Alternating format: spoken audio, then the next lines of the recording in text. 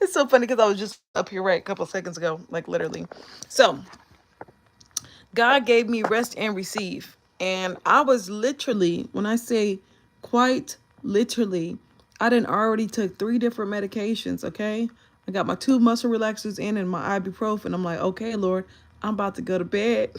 He was like, wait. Yeah, you, but wait, put this out first and then go do that, right?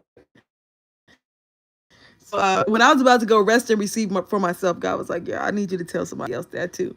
So rest and receive. If you've been hearing rest and receive, go ahead and do so. The way the Lord gave this to me was using Strong's Concordance. Strong's Concordance is not angel numbers.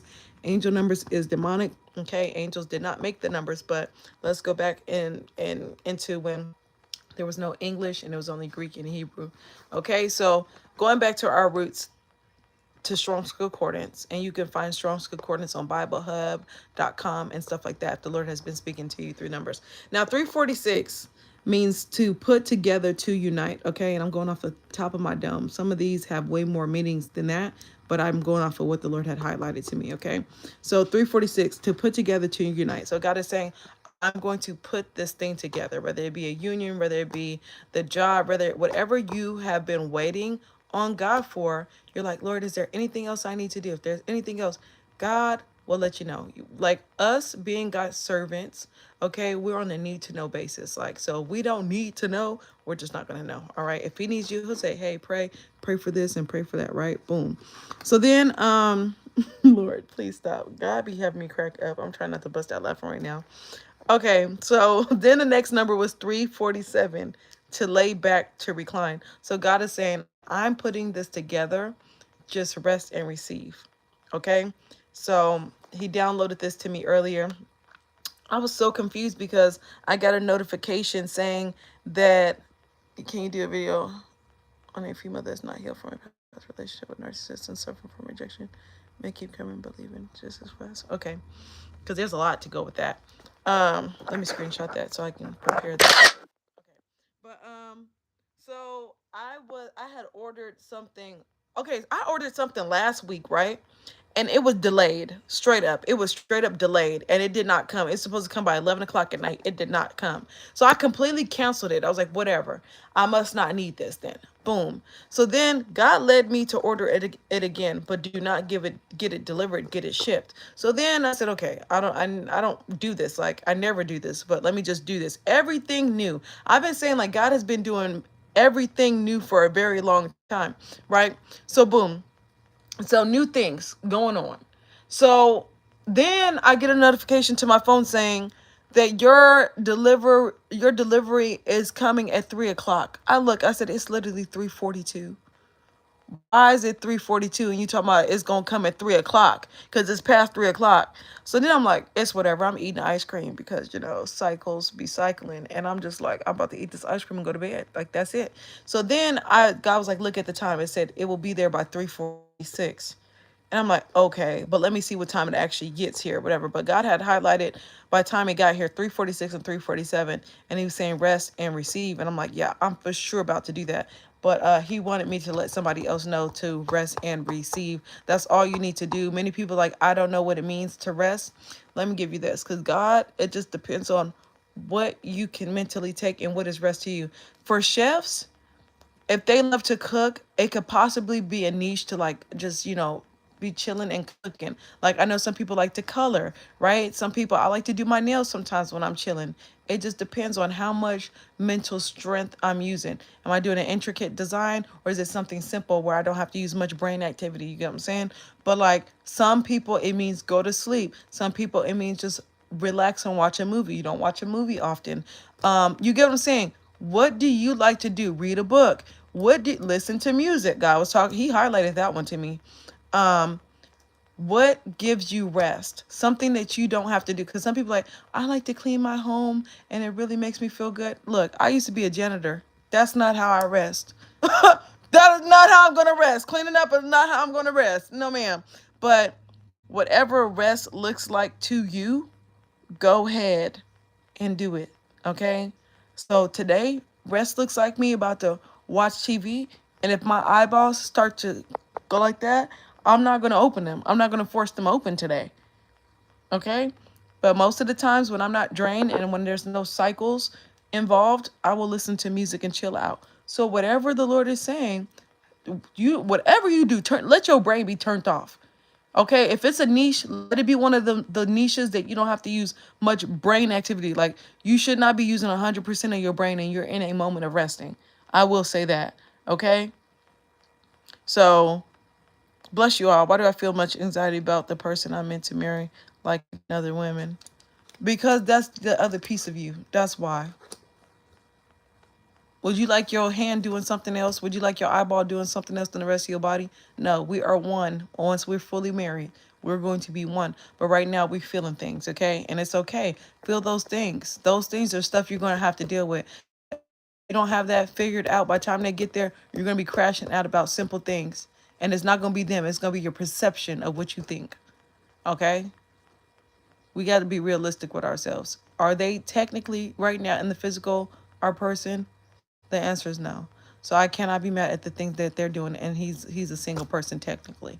Now in God's eyes, yes, I understand we together. He's ordained it, but there's technicalities, and there's things like that for real, for real. Anyways, but I love y'all. And Monday, I can. I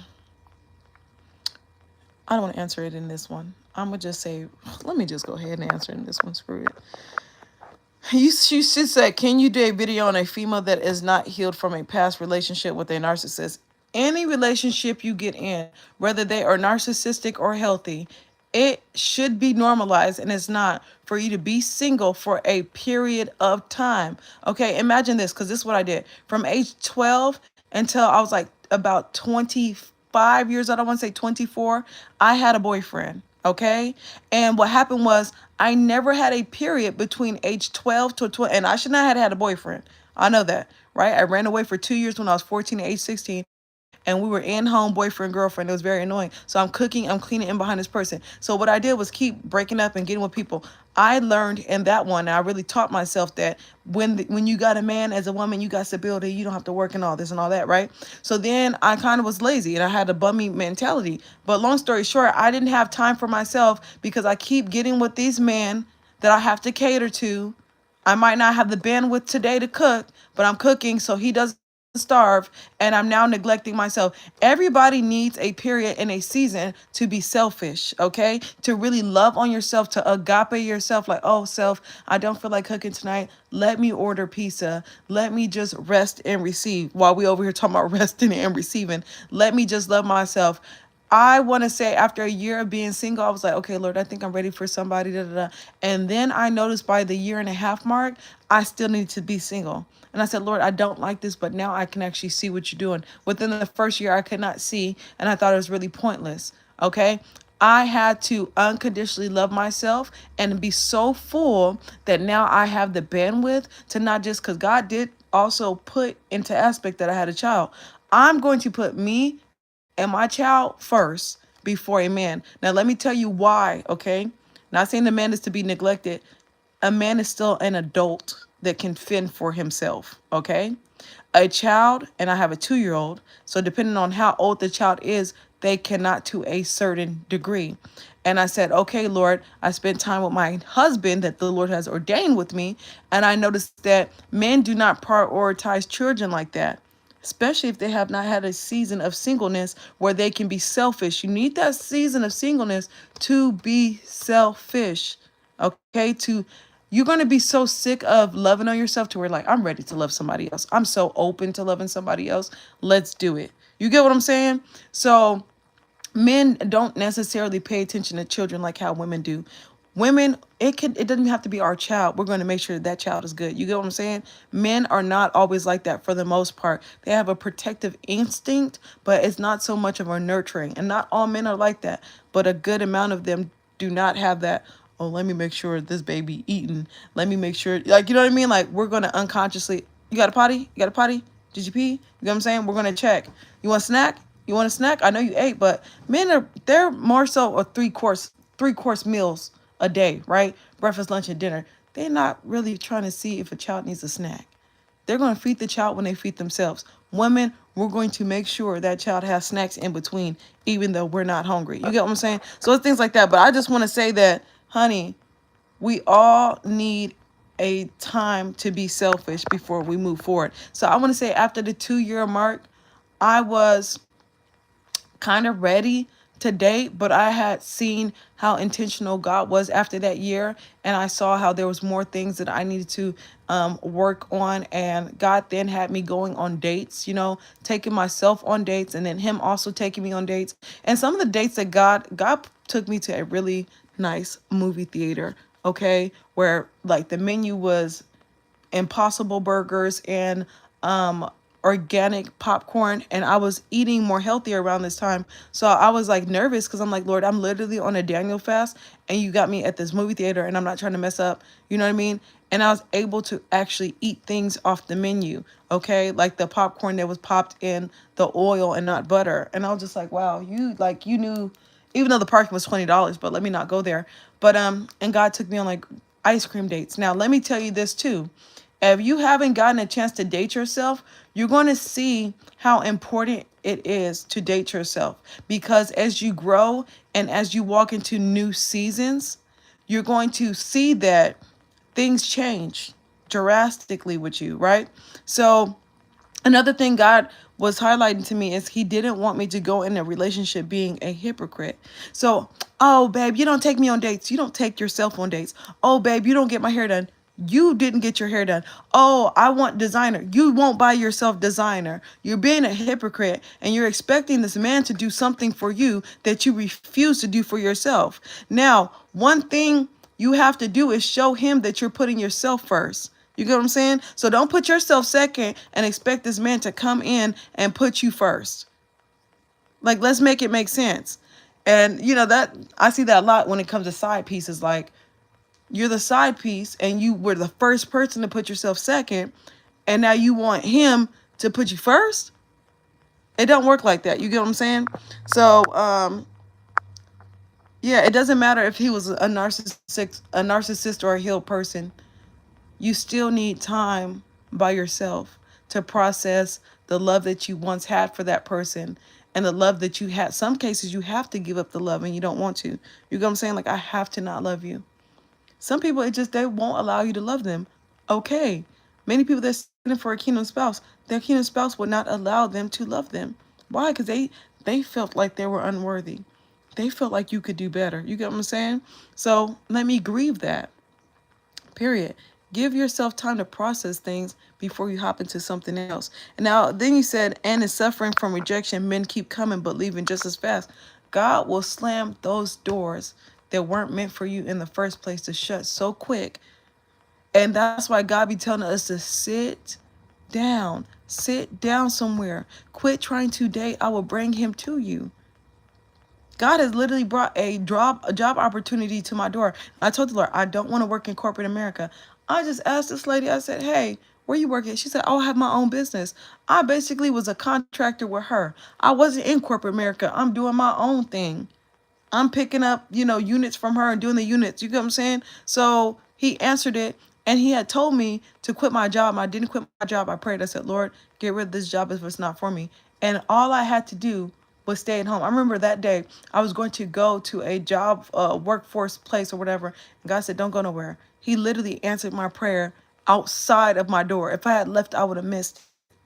But so many people are underestimating how God could do it. He has brought in so many things to my door on several occasions. Okay? So it's just things like that. Period. So just be mindful of that. He's closing them doors. And when God tells us to sit down and he's about to do a thing and he's closing the door, if our toe gets shut in that door, that's on us. Because he did already told us, sit down, chill out. You get what I'm saying? So that rejection is for your protection. And I've even seen that on my end when, my spouse is calling and I'm angry at him. I don't want to talk. And God knows that in my heart, I really wanted to cuss him out. And I didn't want nothing good. So he getting frustrated. She ain't answering the phone. What you don't realize, son, is if she answers the phone, you're not going to see any fruit of the spirit. This woman is going to go off on you.